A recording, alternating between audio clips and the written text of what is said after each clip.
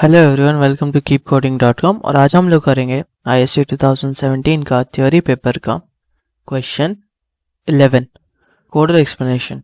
तो क्वेश्चन क्या है? क्वेश्चन है कि एक क्यू है, मतलब एक एरे है जो क्या कर सकते हो, वो मैक्सिमम 100 इंटीजर स्टोर कर सकता है। मतलब मैक्स साइज कितना हो सकता है? 100। और इसमें क्या करेगा, यूजर को क्या देता है, ये करता है कि इंटीजर आप रियर से एंटर कर सकते हो और रिमूव कर सकते हो फ्रंट से। मतलब कि बेसिकली मतलब क्या हुआ इसका मतलब हो गया कि मान लेते हैं कि 12, 13, 14 एरे में कुछ क्यूब में कुछ डालो एरे में, तो इसका मतलब है कि आप ऐड सिर्फ रेयर से कर सकते हो, मतलब यहाँ पे ऐड कर सकते हो, लेकिन यहाँ पे ऐड नहीं कर सकते, मतलब फ्रंट में ऐड नहीं कर सकते, सिर्फ रेयर में ऐड कर सकते हो। और जब रिमूव करोगे तो आप फ्रंट से करोगे, मतलब जब रिमूव होगा तब 5 नहीं होगा, रिमूव होगा 12 उसके अंदर में। अगर पहले मान लो कि खाली पड़ा है, कुछ भी नहीं था, तो नॉर्मल 13 फर्स्ट जगह पे आया, उसके बाद में आगे में आएगा। अब रियर क्या हुआ, इसके आगे वाला जो होगा, सो 15, 19 ऐसे करके चला। अब एक और ऐड करना है, तो 19 के आगे जो होगा उस पर ऐड होगा, मतलब 20। लेकिन जब रिमूव करेंगे तब हम लोग फ्रंट से ही करेंगे, मतलब पहले 13 को रिमूव करेंगे, उसके बाद 15 को रिमूव करेंगे, उसके बाद 19 को रिमूव करेंगे, ऐसे चलेंगे हम लोग। तो वही बोला है इसके अंदर में, बोला वही है कि क्यू अनेबल क्या करता है कि यूज़र ऐड कर सकता है इंटीजर फ्रॉम द रियर और रिमूव करेगा फ्रॉम द फ्रंट। एक क्लास डिफाइन करना है क्यू, उसके अंदर क्या क्या होगा, एक तो क्लास नेम क्यू होना चाहिए। उसके बाद में इंटीजर वेरिएबल्स क्या क्या है, एक है क्यू एरे है, ये क्या स्टोर करेगा, ये एरे है तो ये स्टोर करेगा इंटीजर्स। उसके बाद में साइज, ये क्या स्टोर करेगा, ये साइज ऑफ एरे स्टोर करेगा। मतलब यहाँ पे अगर 10 दोगे तो हम लोग इनिशियलाइज कर देंगे क्यू एरे का साइज 10। उसके बाद में फ्रंट, ये क्या करेगा, ये फ्रंट में पॉइंट करेगा, index to point the index to the front, तो फ्रंट में रहेगा ये वाला वैल्यू। रियर क्या करेगा, ये रियर में पॉइंट करेगा उसका पोजीशन। तो इसके अंदर में अगर बेसिकली इसमें देखें तो इसके अंदर में फ्रंट क्या है, फ्रंट मेरा जो फ्रंट को पॉइंट करेगा, मतलब इसको पॉइंट करेगा, और रियर यहाँ पे इसके आगे जो है उसको पॉइंट कर रहा है। मेरे वाले में तो मेरे कोड में ऐसे कर रहा है, आप चाहो तो इसको रियर को इसको पॉइंट करके उसके बाद जो करना कर सकता है। अब यहाँ पे देखोगे तो फ्रंट यहाँ पे पॉइंट करेगा इसको, और रियर इसको यहाँ पे इसके आगे वाले को पॉइंट करेगा रियर। जब भी डिलीट करोगे तो क्या होगा, फ्रंट को हम लोग ऐड कर देंगे, तो फ्रंट अब क्या हो जाएगा, ये 1 हो जाएगा। अब 15 को, क्योंकि हम तो इसको रिमूव कर चुके हैं ना, बेसिकली एरे से कुछ नहीं जाता है, एरे वैसे ही रहेगा, लेकिन हम लोग वैसा लिखते हैं, डिस्प्ले ऐसा लिखते हैं कि वो फ्रंट से चलेगा और रियर तक ही चलेगा, द फ्रंट से रियर तक ही चलेगा। अगर फ्रंट को हम लोग ऐड +1 कर दिया, अब फ्रंट 1 है तो कहाँ से चलेगा, अगर क्यू चला है तो प्रिंट किया तो एरे को, तो 1 से मतलब 15 से लेकर 2 तक है ना। मान लो कि हम लोग फिर से फ्रंट को बढ़ा दिए, फ्रंट को 2 कर दिया, तो अब इस 15 भी डिलीट हो गया ना, मान लेते हैं ना, क्योंकि अब हम लोग क्या करेंगे, जब डिस्प्ले करेंगे तो हम लोग कैसे करेंगे, हम लोग F को 2 कर दिए, तो हम लोग F से रियर तक प्रिंट करेंगे, तो F2 मतलब 19 से लेकर 2 तक ही प्रिंट करेंगे हम लोग। तो आगे क्यू में इस एरे में है ये 13 और 15 होगा, ये कहीं नहीं जाता है, लेकिन हम लोग प्रिंट ऐसे करते हैं कि हम लोग फ्रंट से प्रिंट करते हैं रियर तक। तो फ्रंट 0 पे तो अच्छा बात है, पूरा फुल एरे करेगा। लेकिन अगर फ्रंट नहीं है, पहले पोजीशन पे कहीं जैसे 2 पे है, तो वो सेकंड पोजीशन से लेकर रियर तक प्रिंट करेगा। और रियर में भी सेम केस कि हम लोग पूरा आगे भी पूरा अगर खाली भी है तो हम लोग पूरा प्रिंट नहीं कर रहे, हम लोग सिर्फ रियर तक प्रिंट कर रहे हैं, क्योंकि आगे तो खाली है तो क्या फ़र्क पड़ेगा, उसमें प्रिंट नहीं करना है, तो हम लोग सिर्फ रियर तक प्रिंट करते हैं डिस्प्ले में। तो वही है मेंबर फंक्शंस। इसके अंदर में इंट mm कंस्ट्रक्टर है जो क्या करेगा, इनिशियलाइज करेगा साइज़ का वैल्यू टू mm, तो साइज़ इक्वल टू mm होगा, जो कि हम लोग बाद में क्यू का नया साइज़ डाल देंगे, तो इसमें नया साइज़ डाल देंगे साइज़ इक्वल टू mm, और फ्रंट क्या करेंगे, फ्रंट 0 और रियर 0, तो फ्रंट और रियर स्टार्टिंग में 0 है। उसके बाद में void add elim, ऐड एलिम मतलब इसके अंदर में क्या करेंगे, ये एलिमेंट ऐड करेगा रियर में अगर पॉसिबल होगा। पॉसिबल मतलब अगर एरे का रियर मैक्सिमम पोजीशन पे पहुंच चुका है, रियर इक्वल टू मैक्स हो चुका है, तो मतलब क्या हुआ कि पूरा एरे भर चुका है। अगर क्या बोलते हैं, अगर रियर इक्वल टू साइज हो गया, मतलब क्या हुआ, अगर रियर इक्वल टू साइज हो गया, नीचे चलते हैं, मान लेते ही है 15, 20 और 30, और इसका मतलब क्या होता है कि साइज कितना दिया हम लोग, साइज दिए थे हम लोग 4, साइज दिए थे 4। रियर जब इसको डाला ना तब क्या हुआ, साइज रियर भी 4 हो गया। जब 4 हो गया तब इसके बाद में क्या है, आउट ऑफ बाउंड है, मतलब जब रियर इक्वल टू साइज हुआ तो आउट ऑफ बाउंड एरे हो गया ना, क्योंकि एरे कहाँ से चलता है, 0 से चलता है, 1 2 3, 3 तक ही चलेगा, यहाँ पे पोजीशन तक ही चलेगा एरे अगर 4 दोगे तो अगर रियर इक्वल टू साइज हो गया मतलब क्या हुआ कि हम लोग आउट ऑफ बाउंड हो चुके हैं, एरे आउट ऑफ बाउंड दे देगा अगर हम लोग यहाँ पे और कुछ डालने का कोशिश किए तो वही हम लोग अगर उतना तक चलाएंगे जब तक ये रियर लेस देन साइज हो, जब तक लेस देन साइज होगा तब तक हम लोग क्या करेंगे, हम लोग इसमें डालेंगे इंटीजर्स डालेंगे, लेकिन जैसे इक्वल टू हो जाए तो हम लोग क्या करेंगे, हम लोग ओवरफ्लो डिस्प्ले कर देंगे उसमें। उसका एंड डिलीट, इसका क्या काम है, इसका काम है कि डेल एलिमेंट का, कि ये एलिमेंट रिमूव करेगा फ्रंट से अगर एलिमेंट्स हुआ तो, मतलब कि एलिमेंट्स हुआ तो मतलब क्या, कि अगर एलिमेंट्स मतलब खाली पड़ा है, एम्प्टी है पूरा एरे, तो कैसे रिमूव करेगा, कुछ ही तो नहीं है, तो उसके लिए तब हम लोग अंडरफ्लो मैसेज प्रिंट करेंगे और क्या रिटर्न करेंगे, -9999। ये क्योंकि ये कोई भी रिटर्न कर सकते हो, लेकिन यहाँ पे ये बोला कि 9999 रिटर्न करना है, तो ये रिटर्न कर देंगे हम लोग, क्योंकि एंट दिए हैं इसको तो खाली नहीं भेज सकते इसको, तो इसमें कुछ डालना पड़ेगा, नहीं तो एरर दे देता है, इसलिए रिटर्न किए -9999। तो हम लोग कैसे पता चलेगा कि फ्रंट एरे एम्प्टी है, कैसे पता चलेगा, वो पता चलेगा जब फ्रंट जो है ना, हम लोग पहले इसको डिलीट कर दिया, तो फ्रंट पहले स्टार्टिंग में 0 है, तो जब इसको डिलीट किए तो फ्रंट को 1 पे ले आए, उसके बाद एक और बार डिलीट किए, फ्रंट को 2 पे ले आए, उसके बाद एक और फ्रंट को 3 पे ले आए, उसके बाद फिर से डिलीट किया, 30 को रिटर्न कर दिया, तो फ्रंट क्या हुआ, 4 हो गया।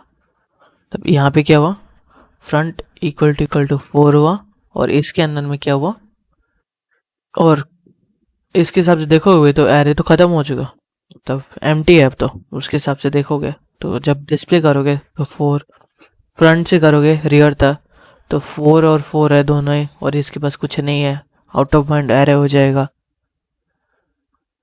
तब तब तब तब क्या, तब जब ये फ्रंट, तो मतलब कब हो रहा है, ये हो रहा है जब फ्रंट इक्वल टू रियर हो, जब फ्रंट इक्वल टू रियर हो, इसका मतलब है कि हम लोग पूरा एरे को डिलीट कर चुके हैं, इसके अंदर अब कुछ नहीं है।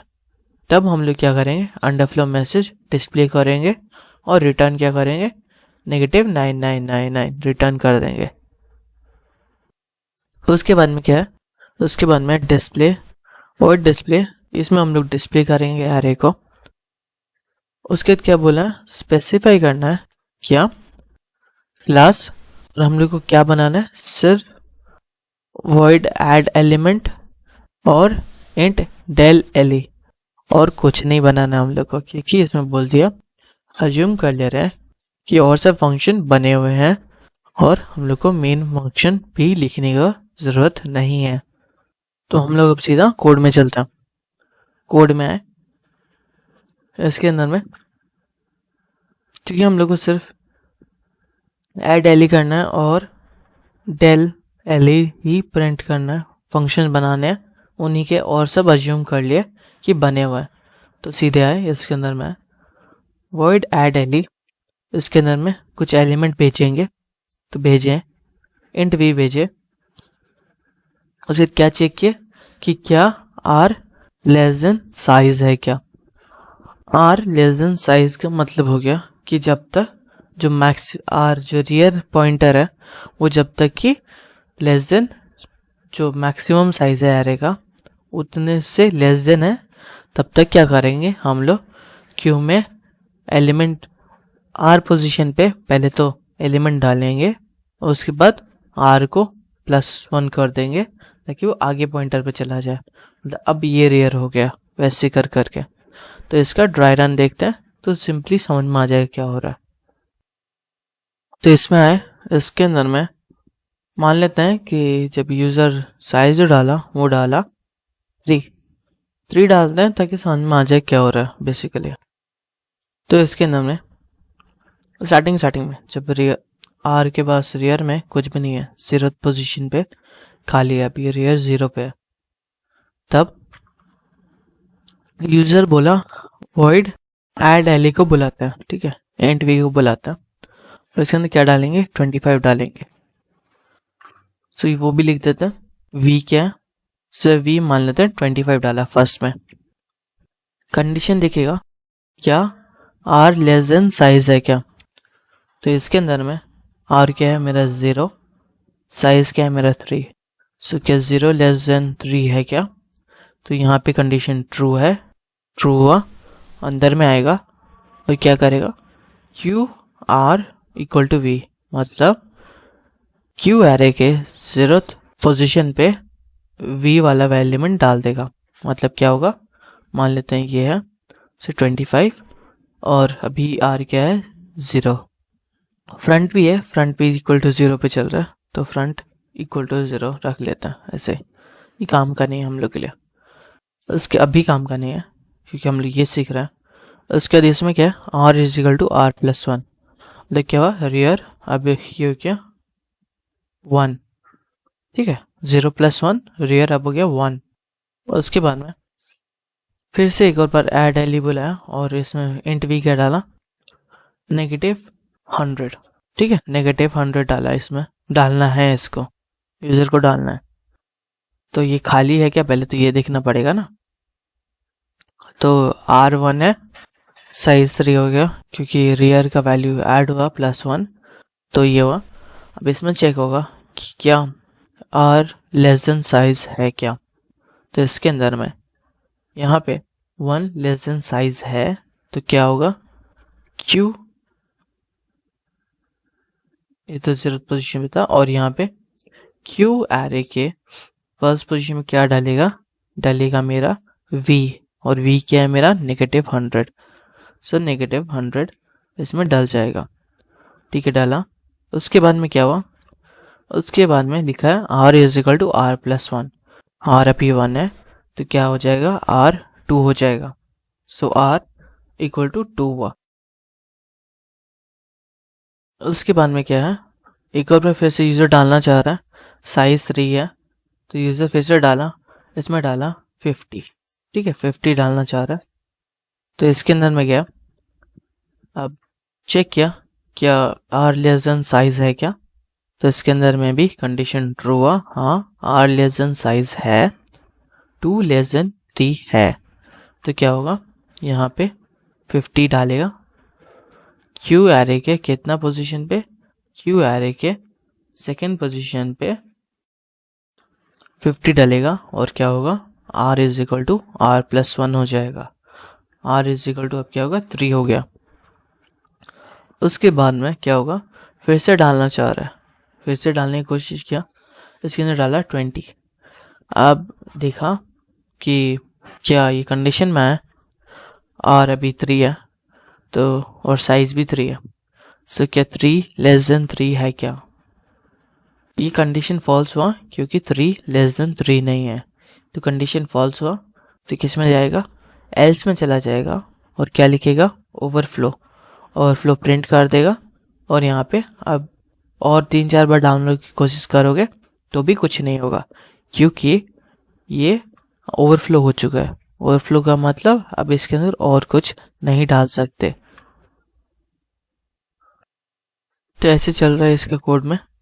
और अब क्या करेंगे हम लोग, इंट डेलीट डेली देख लेते हैं इसके अंदर कैसे चल रहा है। इसके अंदर क्या है, तो इसका भी ड्राई रन कर लेते हैं सीधा ही। तो इसमें है, इसके अंदर क्या है, इसके अंदर में अब इंट डिलीट में मान लेते हैं कि वो सेम ही रखा, ठीक है। रियर 3 पे पहुंच गया और फ्रंट 0 पे ही है, और उसके बाद क्या क्या चाहिए वो हम लोग देखेंगे। सो रियर 3 और फ्रंट मेरा है 0। तो पहली बार मैं डिलीट करने की कोशिश किया, मतलब इस मेथड को बुलाया यूज़र, तब क्या होगा, इसके अंदर में आते ही क्या चेक करेगा कि क्या फ्रंट इक्वल टू रियर है क्या। तो इसके अंदर में फ्रंट इक्वल टू रियर नहीं है। ये जब होगा ना तो मतलब क्या लिख रहे हैं हम लोग, अंडरफ्लो लिख रहे हैं। मतलब ये यहाँ पे क्या होगा, ये जब ही होगा ना तब मतलब कि एरे खाली हो चुका है, एम्प्टी हो चुका है पूरा, इसलिए ये वाला कंडीशन फॉल्स हुआ। क्या करेगा, एल्स में गया, एल्स में जाके क्या किया, रिटर्न किया, एलिमेंट रिटर्न किया। कौन सा एलिमेंट रिटर्न किया, क्यू एफ प्लस प्लस। जब यहाँ पे पोस्ट इंक्रीमेंट किया, पोस्ट इंक्रीमेंट का माने क्या होता है, मतलब होता है कि इसके अंदर में पहले जो भी f का वैल्यू है स्टार्टिंग में क्या है 0। सो हम लोग क्या रिटर्न करेंगे, हम लोग क्यू एरे के 0th पोजीशन पे वो हम लोग रिटर्न कर देंगे पहले। उसके बाद में हम लोग उसको f equal to f plus 1 करेंगे। मतलब पहले रिटर्न होगा 25, पहले रिटर्न होगा, उसके बाद इसके अंदर में f में ऐड होगा value, f is equal to 1 हो जाएगा। ये क्यों हो रहा है, क्योंकि हम लोग जब प्लस प्लस आगे देंगे वेरिएबल के तब ये होता है कि पहले यहाँ पे एरे में, इसमें रिटर्न में पहले जो काम करना है वो इनिशियल वैल्यू के साथ होता है, तो जो वैल्यू अभी है उसके पास उसके साथ होता है। जब ये काम हो जाता है तब हम लोग इसको f को ऐड कर दे रहे हैं, +1 इसमें ऐड कर देंगे। अगर आगे रहता मतलब प्लस प्लस एफ होता तब क्या होता है, ये जब प्लस प्लस एफ रहता है तब इसके अंदर में जो वैल्यू था उसको पहले +1 करते हैं, उसके बाद में इसके अंदर में क्यू में जो उस +1 करने के बाद जो पोजीशन आया उसको देखते हैं। लेकिन यहाँ पे हम लोग क्या किए, एफ के बाद प्लस प्लस डाले हैं, इसकी वजह से ये पहले जो भी इसके पास वैल्यू होगा उसके साथ में उस पोजीशन पे जो एलिमेंट है वो रिटर्न होगा पहले क्यू आर ए में, मतलब 0th पोजीशन पे। उसके बाद में हम लोग ये जब हो जाएगा तब हम लोग ऐड 1 किए, अब f1 हुआ, फिर से हम लोग रिटर्न किए, फिर से हम लोग डेल एली किए, फिर से यूज़र बुलाया, और अभी भी f इक्वल टू रियर नहीं है, तो कंडीशन फॉल्स हो रहा है क्योंकि फ्रंट है 1 और रियर है 3। सो ये वाला कंडीशन फॉल्स हुआ। तो ये क्या करेगा, ये एल्स में जाएगा और उसमें क्या रिटर्न करेगा फिर से क्यू एफ प्लस प्लस। तो क्या रिटर्न होगा, क्योंकि प्लस प्लस बाद में दिया हुआ है तो रिटर्न होगा 1, और तो ये जहाँ पे भी है तो क्यू एरे के फर्स्ट पोजीशन में क्या है, वहाँ पे है -100। सो -100 रिटर्न हो जाएगा। उसके बाद में हम लोग क्या करेंगे, फ्रंट इक्वल टू 2 हो जाएगा, क्योंकि प्लस प्लस था तो मतलब पहले जो भी इनिशियल वैल्यू था उसके साथ रिटर्न होगा, मतलब -100 पहले रिटर्न होगा, उसके बाद में प्लस प्लस करके 2 हो जाएगा। तो फ्रंट 2 हुआ। फिर से हम लोग रिटर्न किए। हम लोग क्या रिटर्न किए, फिर से हम लोग डेल एली को बुलाए यूज़र। तो फिर से कंडीशन चेक होगा कि क्या फ्रंट इक्वल टू रियर है क्या। तो ये कंडीशन फिर से फॉल्स हो जाता है क्योंकि 2 इक्वल टू 3 नहीं है। तो क्या करेगा, एल्स में गया और यहाँ पे क्या रिटर्न करेगा क्यू एरे के सेकेंड पोजीशन पे जो एलिमेंट है, मतलब 50 को पहले रिटर्न करेगा और उसके बाद में f प्लस प्लस, मतलब यहाँ पे f 3 हो जाएगा। तो f इक्वल टू 3 हो गया। अब क्योंकि हम लोग को पता है कि एरे खत्म हो चुका है, लेकिन कंप्यूटर को नहीं पता चला ना अभी तक कि अभी इसके पास कुछ एलिमेंट है ही नहीं। तो उसको पता चलाने के लिए हम लोग ये किया, तो f 3 है, रियर 3 है।